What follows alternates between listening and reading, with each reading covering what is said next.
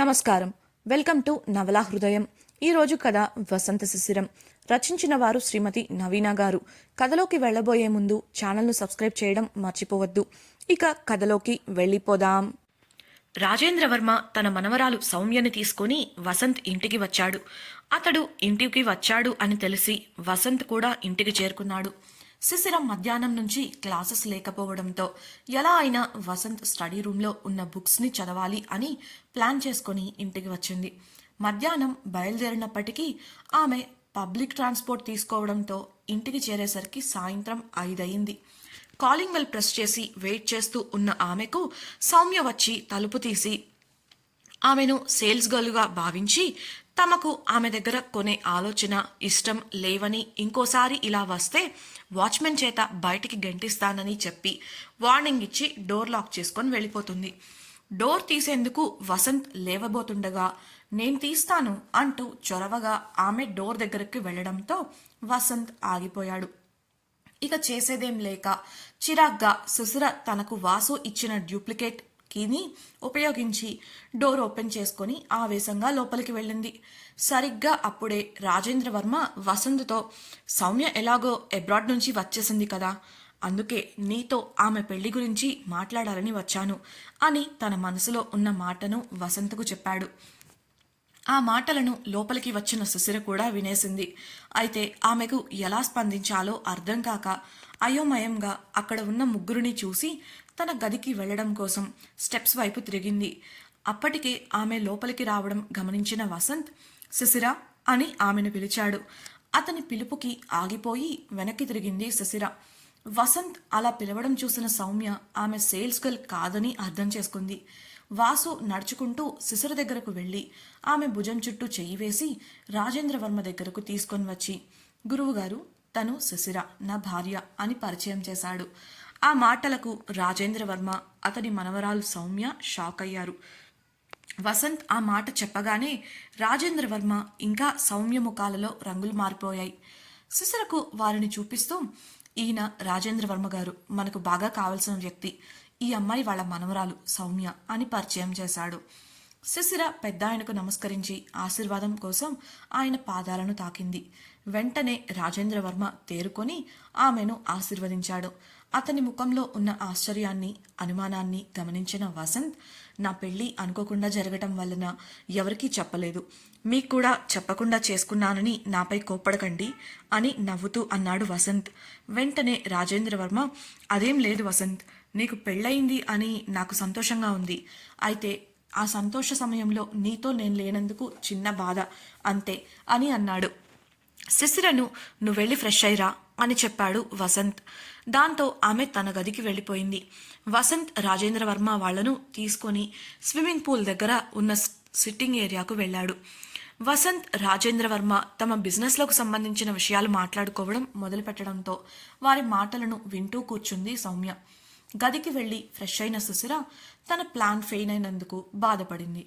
ఇంటికి రావడంతోనే ఒక కొత్త అమ్మాయి కనిపించి తనతో దురుసుగా ప్రవర్తించడం, ఆ తర్వాత లోపలికి వెళ్ళగానే ఇంట్లో ఉండడు అని అనుకున్న వసంత్ ఎదురుగా ఉండటంతో పాటు ఎవరో వ్యక్తి అతడితో పెళ్లి గురించి మాట్లాడటం ఆమెకు చిరాకును కలిగించింది.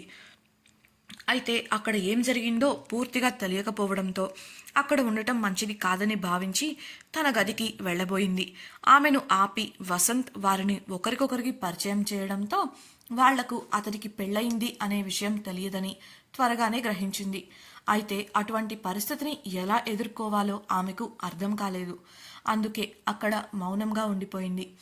సౌమ్య కళ్లల్లో వసంత్ పట్ల ఉన్న ఇష్టాన్ని తొందరగానే గ్రహించిన ఆమె ఇక ముందు ఎటువంటి సమస్యలను ఎదుర్కోవాలో ఏంటో అని నిట్టూర్చింది. ఇక కిందికి వెళ్దాం అనుకుంటూ ఉండగా ఆమె ఫోన్కు మెసేజ్ రావడంతో ఫోన్ తీసి చూసిన ఆమెకు వసంత్ నుండి అందరికీ భోజనం ప్రిపేర్ చేయి అని ఉండటం చూసి కిచెన్లోకి వెళ్ళిపోయింది. ఆమె అలా వెళుతున్నప్పుడు హాల్లో ఆమెకు వారెవరూ కనబడలేదు. నాకెందుకులే అనుకుని వంట పనులు మొదలుపెట్టింది. మాటల మధ్యన వసంత్ రాజేంద్ర వాళ్ళని భోజనం చేసి వెళ్ళమని చెప్పడంతో సరే అన్నారు వారు. అప్పుడే వసంత్ సుశిరకు మెసేజ్ చేశాడు. అలా మాట్లాడుకుంటూ ఉండగా సౌమ్యకి బాగా బోర్ కొట్టడంతో దిక్కులు చూడసాగింది. అప్పుడే శిశిర హడావిడిగా కిచెన్లోకి వెళ్ళడం గమనించి తాను కూడా అక్కడి నుంచి కిచెన్లోకి వెళ్ళింది. కిచెన్లో వంటకు కావాల్సిన వాటిని చెక్ చేస్తున్న శిశిర వెనుక నుంచి సడన్గా హాయ్ శిశిర అన్న మాటలకు ఉలిక్కిపడి వెనక్కి తిరిగింది. తన ఎదురుగా నవ్వుతూ ఉన్న సౌమ్యను చూసి మొహమాటంగా నవ్వుతూ హాయ్ సౌమ్య గారు అని అంది. నన్ను సౌమ్య అని పిలువు చాలు. ఐఎమ్ సారీ, ఇందాక నువ్వు ఎవరో తెలియక అలా చేశాను. వాళ్ళ బిజినెస్ డిస్కషన్లో బోర్ కొడుతుంది, అందుకే ఇలా వచ్చాను. నేనేదైనా హెల్ప్ చేయనా అని అంది సౌమ్య. అయ్యో ఇట్స్ ఓకే, అంత పనేం ఉండదులేండి సౌమ్య, నేను చేసేస్తాను. మీకేమైనా కావాలా, జ్యూస్ లేదా టీ అడిగింది శిశిర. వద్దు వద్దు, జస్ట్ బోర్ కొట్టి వచ్చాను అన్న ఆమెకు అలాగా అంటూ గబగబా బియ్యం కడిగి కుక్కర్లో పెట్టి కూరగాయలు తరగడం మొదలుపెట్టింది శిశిర. ఆమె కూరగాయలు తరుగుతున్న వేగాన్ని తీరును చూసిన సౌమ్య ఆశ్చర్యంగా ఆమె పని చేయడాన్ని చూస్తూ ఉండిపోయింది. అలా గంటలో డిన్నర్కి కావలసిన వంటలన్నీ చక్కగా వండేసి కిచెన్లో పని అంతా పూర్తి చేసిన శిశిరను చూస్తూ తాను ఆమెను అడగాలనుకున్న ప్రశ్నలను కూడా మర్చిపోయి చూస్తుండిపోయింది సౌమ్య. తయారు చేసిన వంటకాలన్నీ నిమిషాల్లో డైనింగ్ టేబుల్ పైకి చేరిపోయాయి. గార్డెన్లో నిలబడి చంద్రుని చూస్తూ నా ఊహలకు నీ ఆలోచనలు ఎప్పుడూ అందవు, ఎప్పటికప్పుడు నిన్ను పూర్తిగా అర్థం చేసుకున్నాను అనుకుంటాను, అంతలోనే అది తప్పని నిరూపిస్తావు. Anyway congrats and all the best my boy అంటూ చిరునవ్వుతో వసంత్ భుజాన్ని తట్టాడు రాజేంద్రవర్మ. అతని మాటలు మౌనంగా వింటున్న వసంత్ చిన్నగా నవ్వి థ్యాంక్ యూ గురువుగారు అని చెప్పాడు. శిశిర గురించి పూర్తి వివరాలు వసంత్ని అడిగి తెలుసుకున్నాడు రాజేంద్రవర్మ. వసంత్ శిశిర గురించి, ఆమె తల్లిదండ్రుల గురించి, వారిని తాను ఎలా కలిసింది, తమ పెళ్లి ఎలా జరిగింది అనే విషయాలను అతనితో షేర్ చేసుకున్నాడు. అదంతా విన్న తర్వాతనే రాజేంద్రవర్మ ఈ విధంగా స్పందించాడు. ఇంతలో సర్వెంట్ వచ్చి భోజనాలు సిద్ధం చేసి ఉన్నాయి అని చెప్పడంతో వారిద్దరూ ఇంటి లోపలికి వచ్చారు. అందరూ భోజనం కోసం కూర్చోగా దగ్గరుండి అందరికీ వడ్డించి పక్కన నుంచుంది శిశిర. ఆమె వినయానికి విధేయతకి సంతోషించి నువ్వు కూడా వచ్చి కూర్చోమ్మా అని చెప్పాడు రాజేంద్రవర్మ. అయ్యో లేదండి, ముందు మీరు కానివ్వండి, నేను తర్వాత తింటాను అని మర్యాదగా చెప్పిన శిశిరను చెయ్యి పట్టుకొని వడ్డించడం పనివాళ్ళు చూసుకుంటారు, నువ్వు కూడా కూర్చో అని ప్రేమగా చెప్పాడు వసంత్. అతను అలా వారి ముందు చెప్పేసరికి లేదనలేక మొహమాటంగా అతని ప్రక్కన కూర్చుంది శిశిర. పనివాళ్లు వడ్డిస్తూ ఉండగా కబుర్లు చెప్పుకుంటూ భోజనం చేయడం మొదలుపెట్టారు. మౌనంగా వారు మాట్లాడుకుంటున్న విషయాలను వింటూ తలదించుకొని తింటున్న శిశిరను, శిశిర నువ్వు ఏం పని చేస్తుంటావు, మీ ఫ్యామిలీ ఎక్కడుంటారు అని అడిగింది సౌమ్య. తనకు ఇలాంటి ప్రశ్న వస్తుందని ఊహించని శిశిర అయోమయంగా వాసు వైపు చూడగా అతడు తింటూనే తల ఎత్తకుండా తను ఎంబీఏ చేస్తుంది అని ముక్తసరిగా చెప్పాడు. వాట్, ఇది అన్బిలీవబుల్ తెలుసా, నీలాంటి వాడికి భార్య అంటే మినిమం ఉండాలి, అలాంటిది ఒక స్టూడెంట్ని పెళ్లి చేసుకున్నావా సర్ప్రైజింగ్గా అడిగింది సౌమ్య. ఆమె మాటలకు చిరునవ్వుతో శిశిర వైపు చూస్తూ ప్రేమ ఉండాలి కానీ పెళ్లి విషయంలో స్టేటస్, ఫ్యామిలీ బ్యాక్గ్రౌండ్ అనేవి నా దృష్టిలో విలువలేనివి అన్నాడు వసంత్. అతని మాటలు సౌమ్యకు ఎక్కడో తగిలాయి. శిశిర మాత్రం అతని మాటలను వింటూ మౌనంగా ఉండిపోయింది. రాజేంద్రవర్మ కల్పించుకొని నిజమే వాసు, పెళ్లి అనే సుదీర్ఘ ప్రయాణానికి ప్రేమ ఇంధనం లాంటిది. ఇదిగో అమ్మాయి, మా అబ్బాయిని జాగ్రత్తగా చూసుకో, ఈ దేశంలోనే కాదు ప్రపంచం మొత్తం గాలించినా ఇలాంటి వాడు దొరకడు అని శిశిరకు చెప్పడంతో ఆమె వాసుని చూసి ఇబ్బందిగా నవ్వి తల సరే అన్నట్లు ఊపింది. సౌమ్య మనమే మాట్లాడుతున్నాం తాతయ్య, అసలు తను ఒక్క మాట కూడా మాట్లాడట్లేదు, మనం రావడం ఇష్టం లేదేమో అని బుంగమూతి పెట్టినట్లు చెప్పడంతో శిశిర కంగారుగా అదేం లేదు, ఐఎమ్ సారీ, నేను కొత్త వాళ్లతో తొందరగా కలవలేను అని సంజాయిషి ఇచ్చింది. నువ్వు సంజాయిషి ఇవ్వాల్సిన అవసరం లేదమ్మా, కొత్త కదా, పోను పోను అలవాటవుతుందిలే అన్నాడు రాజేంద్రవర్మ. వాసు అవసరమైనప్పుడు మాట్లాడొచ్చులే అని తన ఫోకస్ మొత్తం ఫుడ్ పై పెట్టేశాడు. శిశిర చిన్నగా నవ్వి తలదించుకొని మళ్లీ తినడంలో మునిగిపోయింది. అలా భోజనాలు పూర్తయ్యాక రాజేంద్రవర్మ బయలుదేరుతూ ఇక మేం వెళ్ళొస్తాం, అబ్బాయి చెప్పాడు వంట చేసింది నువ్వే అని, అద్భుతంగా చేశావు అంటూ జేబులోంచి 2000 రూపాయల కట్టను తీసి ఆమెకు అందించాడు. దాన్ని చూసిన ఆమె కంగారుగా తల అడ్డంగా ఊపింది. పర్లేదు తీసుకోమ్మా, నువ్వు నా మనవరాలు లాంటి దానివే. ముందే మీ పెళ్లి గురించి తెలిసి ఉంటే మంచి బహుమతి తెచ్చేవాడిని. కుదరలేదు, అందుకే ఇదే నా గిఫ్ట్ అనుకో అని చెప్పడంతో ఆ డబ్బులు చూసిన సిసరకు భయం వేసి ఒక అడుగు వెనక్కి వేసింది. వెనక్కి అడుగు వేస్తున్న సిసరను వెనుక నుంచి భుజంపై చేయి వేసి ముందుకు నెడుతూ తీసుకోమన్నట్లు సైగ చేశాడు వాసు. దాంతో ఆమె ఎదురు చెప్పకుండా తీసుకుంది. సౌమ్య, తాతయ్య, నేను రేపు నా ఫ్రెండ్ని మీట్ అయ్యి ఇంటికి వస్తాను. ఇప్పుడు మన ఇంటికి వచ్చి రేపు మళ్ళీ 2 గంటల ప్రయాణం అంటే నా వల్ల కాదు. సో మీరు వెళ్ళండి. ఐ హోప్ నేను ఇక్కడ ఈ నైట్ స్టే చేస్తే మీకు ప్రాబ్లం లేదనుకుంటా. డోంట్ వరీ, నేను మీ ప్రైవసీని పాడు చేయనులే. చొరవతో చిలిపిగా వసంత శిశిరలను చూస్తూ అంది సౌమ్య. అప్పుడే వసంత్ నో ప్రాబ్లం అని చెప్పగా తన సమాధానం ఏంటన్నట్లు శిశిర వైపు చూసింది సౌమ్య. వాసునే ఓకే చెప్పినప్పుడు తనకు ప్రాబ్లం ఏముంది అని మనసులో అనుకుంటూ తనకు ఎలాంటి ప్రాబ్లం లేదని శిశిర చెప్పడంతో సౌమ్య సంతోషించింది. రాజేంద్రవర్మకు సెండ్ ఆఫ్ ఇచ్చి వారు లోపలికి వెళ్ళగానే సౌమ్య నీకు నిర్మల రూమ్ చూపిస్తుంది, టేక్ రెస్ట్ అని వాసు చెప్పడంతో సౌమ్య నిర్మలమ్మను అనుసరిస్తూ రూమ్ వైపు వెళ్ళింది. సౌమ్య వెళ్ళిపోవడం గమనించిన శిశిర తన చేతిలో ఉన్న డబ్బులను వాసుకి ఇచ్చింది. నాకెందుకు, అవి నీవే అని అన్నాడు వాసు. లేదు లేదు, ఆయన మీ మీద అభిమానంతో నాకిచ్చారు, ప్లీజ్ తీసుకోండి అంది ఆ డబ్బులను వాసుకి చూపిస్తూ. సరే, కానీ ముందు నాతో అలా గార్డెన్లో కాసేపు టైం స్పెండ్ చేయి అని చెప్పి చొరవగా ఆమె చేతిని పట్టుకొని ఆమెను తనతో పాటు గార్డెన్లోకి తీసుకెళ్లాడు వాసు. ఇద్దరు పండువెన్నెల్లో గార్డెన్లో నడుస్తూ ఉన్నారు. శిశిర రాజేంద్రవర్మ ఎవరో తెలుసుకోవాలి అని అనుకుంది. ఇంతవరకు తాను వాసు కుటుంబాన్ని కలవలేదు. ఆయన ఈరోజు అంత ప్రేమగా మాట్లాడటంతో ఒకవేళ ఆయన వాసుకి బంధువేమో అన్న ఆలోచన ఆమెకు వచ్చింది. కన్ఫర్మ్ చేసుకోవడం కోసం వాసుగారు, వచ్చిన పెద్ద ఆయన మీ బంధువా అని అడిగింది. వాసు సమాధానం ఇస్తూ, కాదు కానీ అంతకు మించి నేను నా కెరియర్ మొదలుపెట్టిన సమయంలో నాకు చాలా సపోర్ట్ ఇచ్చారు. ఒక విధంగా ఈరోజు నేను ఈ స్థాయిలో ఉన్నానంటే అందుకు ఆయన కూడా ఒక కారణం అనడంతో, మీరంటే ఆయనకు చాలా ఇష్టం అనుకుంటా అడిగింది శిశిర. చిలిపిగా నవ్వుతూ, ఆయన ఇష్టం గురించా లేక ఆయన మనవరాలి ఇష్టం గురించా నీ డౌట్ అని కళ్ళెగరేశాడు వాసు. ఆమె కంగారుగా, నేను ఆయన గురించి మాత్రమే అడిగాను అంది. ఆమె కంగారును చూసి నవ్వుకుంటూ, అవును, ఆయనకు నాపై అభిమానం, నాకు ఆయనంటే గౌరవం అని చెప్పాడు వసంత్. కొంతసేపు నడిచిన తర్వాత శిశిరకు కేసు విషయం గుర్తొచ్చి, వాసుగారు ఇవాళ కేస్ ఫైల్పై కానిస్టేబుల్ సైన్ చేయించుకొని వెళ్లారు. అసలు ఈ దాడికి కారణం గిరిధర్ కదా, కానీ అందులో అతని పేరు లేదు. మరి అతనిని ఎందుకు వదిలేశారు ఆత్రంగా అడిగింది. ఈ సంఘటన జరిగినప్పుడు అతను అక్కడ లేడు.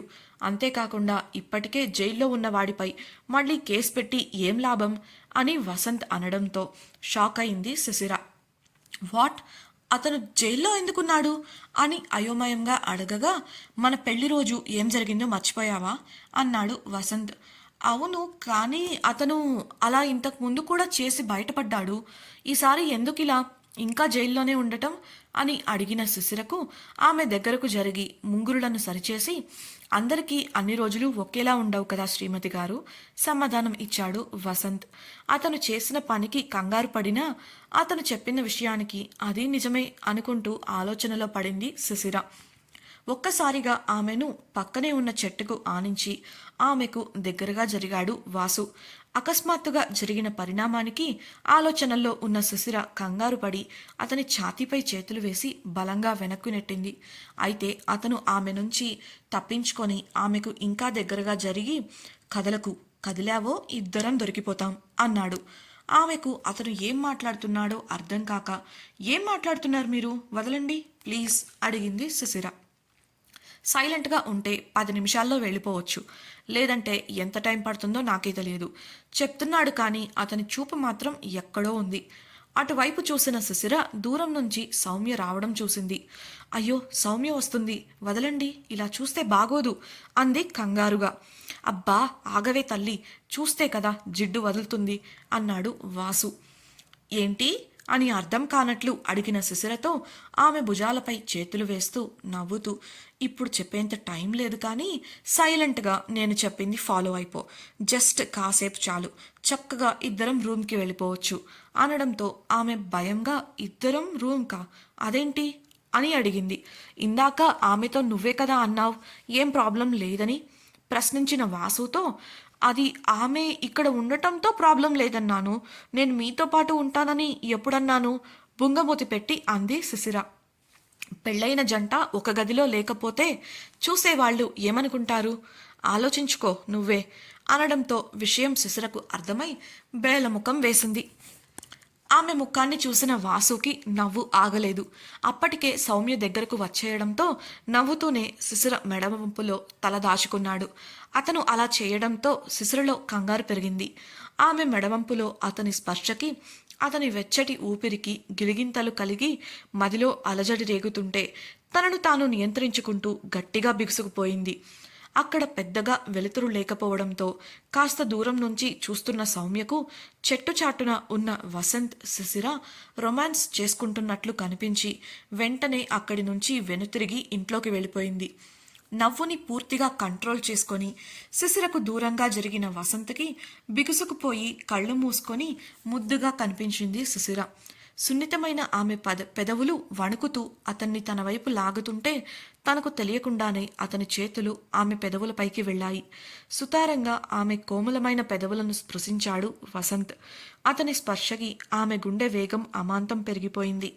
కానీ కళ్ళు తెరిచే ధైర్యం చెయ్యలేదు.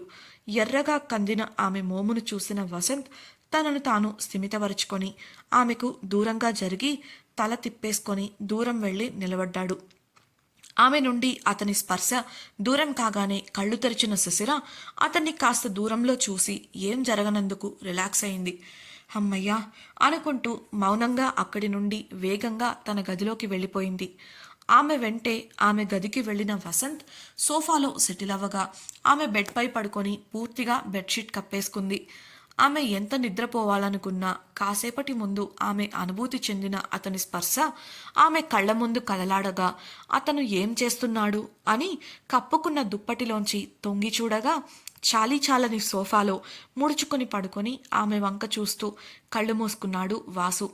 అసలేమైంది నాకు అనుకుంటూ బలవంతంగా నిద్రపోవడానికి ప్రయత్నించింది. కానీ చివరికి ఎలాగో నిద్రపోయింది. ఆ తర్వాత రోజు శిశిర ఉదయాన్నే తయారై కాలేజీకి వెళ్ళిపోగా సౌమ్య వెళ్ళిపోగానే తన రూమ్కి వెళ్ళి రెడీ అయ్యి ఆఫీస్కి వెళ్ళిపోయాడు వసంత్. శిశిర చాలా నీరసంగా కనిపించడంతో ఏమైందని అడిగిన ఉమకు, బాగా టైర్డ్గా ఉంది ఉమా, నైట్ కూడా నిద్రలేదు అని సమాధానం ఇచ్చింది శిశిర. నవ్వుతూ, రాత్రి ఇద్దరూ ఒకే రూమ్లో పడుకున్నారు కదా అని అడిగిన ఉమ మాటలకు ఆశ్చర్యంగా, నీకెలా తెలుసు అడిగింది శిశిర. పెళ్ళైన వాళ్ళు నిద్రలేదు అలసటగా ఉంది అంటే అర్థం అదే కదా అని చిలిపిగా నవ్వింది ఉమ. ఆమె మాటలలోని అర్థాన్ని గ్రహించిన శిశిర, ఏయ్ నువ్వు అనుకున్నట్టేం జరగలేదు అక్కడ, నువ్వు చాలా ఎక్కువగా ఆలోచిస్తున్నావు అని కంగారుగా కోపంగా అంది. దానితో పాటు నిన్న జరిగిన విషయాన్ని చెప్పి సౌమ్య వల్ల తాము ఒకే గదిలో ఉన్నాము అని చెప్పింది. ఓ సరేలే, అయినా నాకెందుకో డౌట్ కొడుతుంది, నీలాంటి అమ్మాయిని అందులో పెళ్ళాంవి కూడా ఎదురుగా పెట్టుకొని అలా ఎలా నిద్రపోయాడే, వేరే ఎవరైనా అయితే ఆ ఛాన్స్ అస్సలు వదలరు తెలుసా అంది ఉమ. చాలే ఆపవే నీ సోది, ఎప్పుడు ఆ ఆలోచన దగ్గరే డిస్కషన్ పెడతావు, సిగ్గులేదు నీకు, ఇంకోసారి ఇలా మాట్లాడితేనా అంటూ వార్నింగ్ ఇచ్చిన శిశిరను, ఏం చేస్తావు అడిగింది ఉమ. నా ప్లాన్స్ నాకున్నాయి, అన్నీ చెప్తారా ఏంటి అని సమాధానం చెప్పకుండా కన్నింగా నవ్వుతూ వెళ్ళిపోయింది శిశిర. వామ్మో, ఇదేదో కొంపముంచే ప్లాన్లో ఉంది అనుకుంటూ ఆమె వెనుకే క్లాస్లోకి వెళ్ళింది శిశిర. అలా శిశిర రోజు కాలేజీకి వెళ్ళడం, వసంత్ ఆఫీస్కి వెళ్ళడం, ఎప్పుడైనా వీలున్నప్పుడు కాసేపు గార్డెన్లో కూర్చొని మాట్లాడుకోవడం కొన్ని వారాలు గడిచిపోయాయి. ఒకరోజు కాలేజ్లో ఉన్న శిశిరకు అంతకుముందు పోస్ట్పోన్ అయిన ఎగ్జామ్ రేపు పెడుతున్నారు అని తెలియడంతో వాసుకి కాల్ చేసింది. ఫ్రీగా ఉన్నారా, మాట్లాడొచ్చా అడిగింది ఆమె. ఏంటని అడిగిన వసంత్కి, రేపు ఎగ్జామ్ ఉంది, నేను ఇవాళ ఉమతో ఉండొచ్చా ప్రిపరేషన్ కోసం అని రిక్వెస్ట్ చెయ్యగా కొంటెగా పర్మిషన్ ఇస్తే నాకేంటి అడిగాడు వసంత్. ఆమెకు ఏం మాట్లాడాలో అర్థం కాలేదు. సందేహంగా ఏం కావాలి అని అడిగిన ఆమెకు ఈ శనివారం సెలవు పెట్టి ఎక్కడికి ఎందుకు అని అడగకుండా నాతో రావాలి, ఈ వీకెండ్ మొత్తం నాతోనే ఉండాలి అని అడగడంతో ఆలోచనలో పడింది శిశిర. వసంత్ చెప్పిన దానికి శిశిర ఒప్పుకుంటుందా?